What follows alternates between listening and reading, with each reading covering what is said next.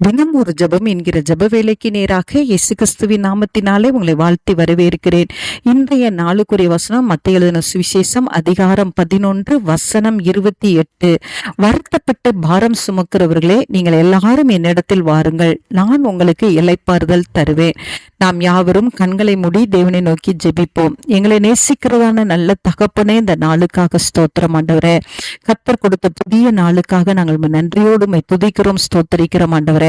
ஆமாண்டவரே, கர்த்தர் கொடுத்த வார்த்தையின்படி ஆண்டவரே, இந்த நாள்ல ஆண்டவரே அநேக பாரங்களின் நிமித்தமாக, அநேக கஷ்டங்களின் நிமித்தமாக, அநேக கவலைகளின் நிமித்தமாக ஆண்டவரே பாரத்தை சுமந்து கொண்டிருக்கிற பிள்ளைகளுக்காக நான் பாரத்தோடு ஜெபிக்கிறேன் சுவாமி.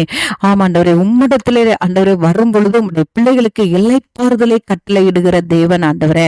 எதிர்காலத்தை குறித்த கவலையோடு இருக்கிற பிள்ளைகளுக்கு ஆண்டவரே இன்றைக்கு தேவ சமூகத்துக்கு நேராக வரட்டும் ஆண்டவரே.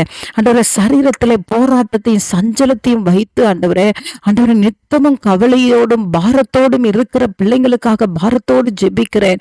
மன அழுத்தத்திலே பாதிக்கப்பட்ட பிள்ளைகளுக்காக ஜெபிக்கிறேன் சுவாமி.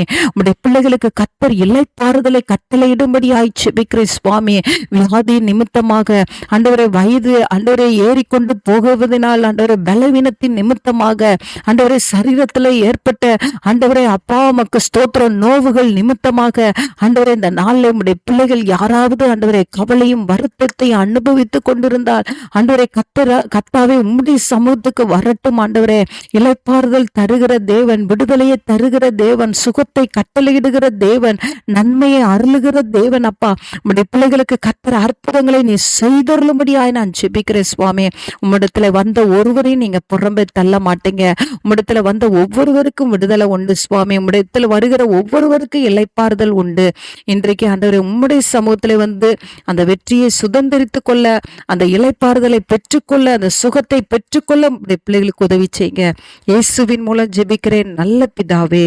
ஆமேன், ஆமேன்.